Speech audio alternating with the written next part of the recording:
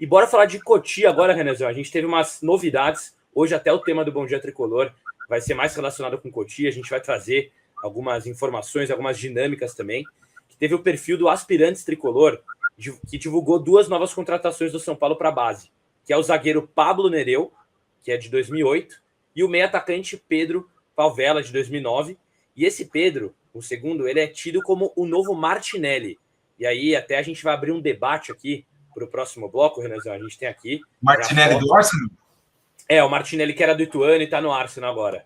Exatamente. Porque ele era do Ituano. Aí ele veio ali, acho que foi apelidado por Martinelli, porque o pessoal do Ituano falou, segundo Martinelli, enfim, aí veio para o São Paulo agora. Um jogador muito jovem, né, 2009, é tido como essa promessa, mas a gente sabe que tem que ir ali com os pés no chão. Aí até entrando aqui, Renanzão, no nosso debate do dia, a base ganhou reforços, mas falta espaço no profissional. A gente sabe que até é um tema que está gerando algumas opiniões diversas da torcida. Até queria saber a sua, porque tem um pessoal que fala que existe hierarquia dentro, né? Até comparando ali no ataque do São Paulo, que o André Silva está à frente do Rian Francisco para ser colocado, para ter minutagem.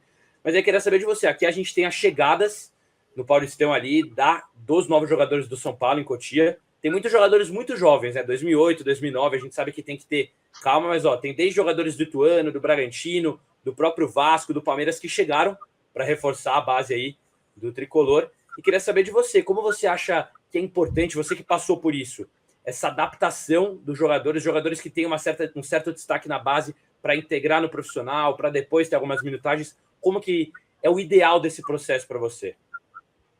Bom, Pedrão, já falei algumas vezes aqui sobre isso, né? Esse processo de adaptação, né? Eu acho que nesse ano alguns jogadores poderiam ter mais oportunidades. A partir de agora fica um pouco mais complicado. Por quê? Eles tiveram pouquíssima oportunidade, então a gente não viu o que eles podem render de fato no time principal, né? Agora na fase final principalmente agora na fase final do Paulista, é difícil você falar, se eles não jogaram contra a Inter de Limeira em Brasília, contra o Velo Clube em Brasília, não vai ser agora que eles vão jogar, né? Mas esse processo é completamente natural, né? Primeiramente falando desse novo mercado, que isso aí é na base, mas é um mercado, que na minha época não existia, né? Esse negócio de contratar jogador da base, que obviamente o investimento é muito menor e que pode te render muito lá na frente. E como São Paulo tem um sistema de scouting, de olheiros, de observadores dos outros times, né? E a gente espera que tenham feito boas avaliações, e devem ter feito sim. É um novo sistema, é um novo São Paulo, né? Já foi falado sobre isso daí nesse projeto aí do FIDIC, da economia do São Paulo, né? De equacionar o financeiro, os investimentos serão muito menores, então, para a base, para no futuro trazer o rendimento, primeiramente técnico e depois financeiro, certo? Mas o processo de ascensão, de subida do jogador para o profissional, ele não é simples e fácil no time profissional, né? Mesmo os jogadores tendo feito o que fizeram aí há um mês atrás, né? No título da Copinha, da forma que foi, como o Rian, por exemplo, jogou, como ele jogou tanto e teve tão pouca oportunidade no time profissional. Cara, uma coisa que tem também que a gente não acompanha mais o treinamento diário. Então fica até difícil a gente falar, o Rian tá treinando pra cacete, por que ele não jogou? A gente não tá vendo. A gente conhece de fato o Rian no enfrentamento da base. O que ele fez na base. Uma coisa eu posso falar, e eu tô falando especificamente do Rian, porque é o jogador que ficou mais em evidência desses meninos, né, nesse processo. O Rian é aquele tipo de cara que você vê a inteligência dele nas movimentações, no ataque ao espaço. Ele dificilmente, numa finalização, erra o gol.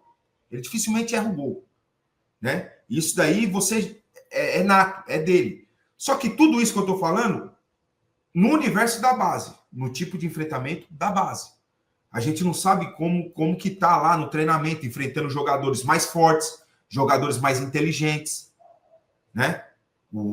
como que está sendo enfrentar o Arboleda, como está sendo enfrentar o Alan, o Ferrarese, o Juan, enfim, os jogadores fortes, inteligentes e experientes. A gente não sabe.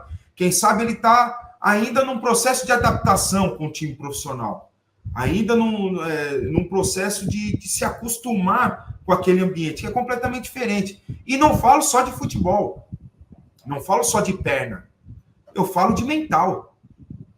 Porque, Pedrão, isso aí aconteceu comigo. Quando você é só profissional, cara, tá ali do seu lado. No meu caso, tava o Rogério, o Luiz Fabiano, o Gustavo Neri, todos jogadores que eu via só pela televisão. Os caras estavam me xingando, reclamando, pedindo a bola para mim. Isso aí mexe um pouco a cabeça do menino, no primeiro momento. Então, para alguns, o processo é muito rápido. Para outros, o processo é um pouco mais lento. É o exemplo que eu sempre cito. Não é sempre que vai ser um Beraldo, que vai subir dando risada, e um ano é campeão da Copa do Brasil e vai para o Paris Saint-Germain. Não. Isso aí, para mim, é exceção. O normal é todos os meninos terem ali um processo de evolução mental, evolução física. O tipo de treinamento é diferente. Né? Quando eu subi profissional, tiraram uma foto minha. Pumba. Depois de 6 meses, tiraram de novo a foto, no mesmo local. Eu estava com 10 quilos a mais de massa. A foto é impressionante, assim, sabe? E é um processo que esses meninos passam. Do dia a dia, da pressão mental, da exigência diária pelo certo, pelo acerto, pelo gol, por não errar. Na base, você tem, mas tem muito menos.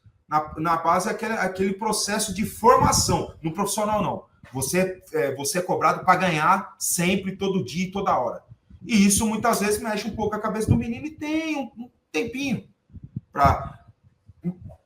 Assim sendo, eu acho que poderiam ter tido mais oportunidades nesse Campeonato Paulista, no qual ele foi mesclando bastante os times. Eu acho que alguns jogadores poderiam ter tido mais oportunidades, principalmente o Rian Francisco. Eu vi em algum Instagram aí, acho que no nosso, inclusive, né, no Arquibancada Tricolor, a minutagem dos meninos. A gente vai até trazer, Renezão. Vai ser a próxima arte aqui. Fica melhor, por exemplo. Sim. Eu acho que o Rian jogou 100 e poucos minutos, um negócio assim. Menos até, ó. No Paulistão, Renezão, ele jogou 39 minutos. 39. O Rian? Rian Francisco, isso. Pelo menos aqui da nossa produção. A gente vai compartilhar a tela depois aqui. Não, 39. Pô. Só o primeiro jogo. Tá. Sem contar. Tá. É que essa numeração aqui, essa contabilidade não está considerando a partida de estreia. A partida de estreia tinha toda a questão da FC Series, sem considerar a partida de estreia. Sim. Tá bom. Então você pega 35 minutos, é isso? De jogo? 39, isso. 39 minutos de jogo e um gol. Porra, a média é fantástica, mano. A média, você não vai pegar um jogador no mundo que tem essa média, pô. Então, mas o que eu quero dizer, no São Paulo, o Zubeldia variou bastante os times, mexia bastante, ele experimentou e tal. Eu acho que ele poderia ter tido mais minutos. O Ferreira, meu Deus, foge o primeiro nome dele, eu chamo ele só de Ferreira. O ponta direita.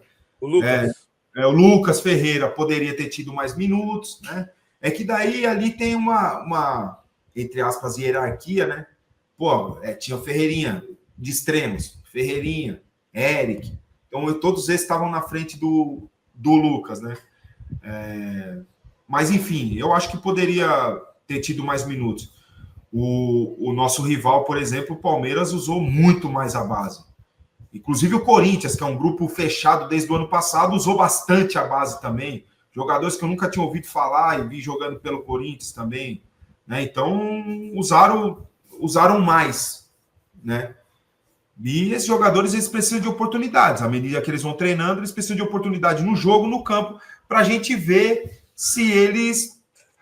Em que patamar que eles estão, em que estágio eles estão desse processo de evolução de base para profissional, né? E isso a gente só consegue ver, infelizmente, no jogo.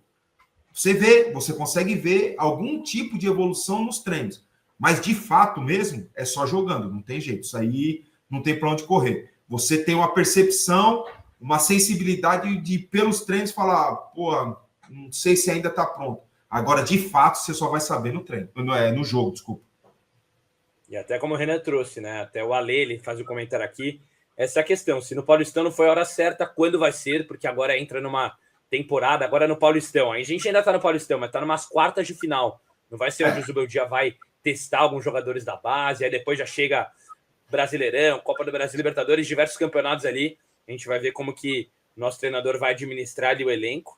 Mas esses são os jogadores que chegaram aqui na base de São Paulo. Como o Renan trouxe, no passado não existia isso, mas agora existe. Alguma forma mais assim, barata até, né, de trazer as promessas. Até existem, acho que, moedas de trocas, de empresários, tudo. Até esse Pedro Falvella, que é a última chegada, 2009, é tido como o novo Martinelli. A gente possivelmente vai ter ele, se ele se destacar mesmo na base agora, nas próximas copinhas. Enfim, então fica de olho, anota já esses nomes.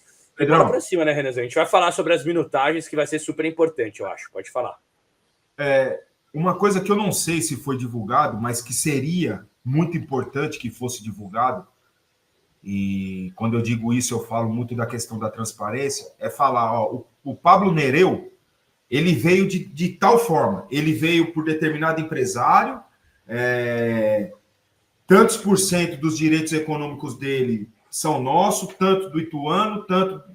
Eu acho que seria legal isso daí, para a gente entender como é que está sendo feito esse processo. Ninguém sabe, está chegando o jogador. A gente pagou tanto por ele, ou a gente não pagou nada, nós fizemos uma parceria com o Ituano, numa futura venda, 30% é do Ituano, 70% é nossa, só um exemplo. Eu acho que seria legal. O Alisson, zagueiro, veio Estrela de Março, é isso? É o nome do time, isso? Estrela de Março? Isso. É o time que veio. Forma. Nós pagamos 500 mil pelo Alisson e ele é 100% do São Paulo. Pô, que fosse um negócio. Porque assim, a gente está sabendo os nomes, da onde veio, mas não a forma que veio. Não a forma que foi investido. Não o que será do São Paulo numa possível futura venda. Eu acho que seria legal esse tipo de informação, né? Eu acho que seria importante, até porque se for investido, são valores baixos. Para daí depois falar, ó, tá vendo? Nós investimos 500 mil, ele está sendo vendido por 30 milhões, né? Eu acho que seria legal e seria uma forma de você demonstrar para o torcedor a transparência, né? Ele é de tal empresário, nós estamos fazendo parceria com esse empresário, né, nesse momento, né, de torneira fechada, com determinados clubes. Nessa imagem tem 2 clubes do Ituano. Então é claro que o São Paulo está aí, e mais 2 do Retrô. Então é claro que o São Paulo está fazendo uma espécie de parceria com esses times. Que tipo de parceria? O que é nosso, o que é deles? Eu estou dando a visibilidade, o que vai ficar para mim, o que vai ficar para vocês, né? Pô, no negócio do Retrô, o Ibali foi para lá, para jogar pelo Retrô, né? Acho que seria legal esse tipo de transparência, mostrar para o torcedor, é assim que nós estamos fazendo. É assim que nós achamos que vai ser o correto daqui para frente. Legal. Se vai dar certo ou não, é uma outra história. Mano. Pode dar certo, como também pode dar errado. Mas a transparência é você jogar aberto, é você jogar limpo. Eu acho legal isso daí.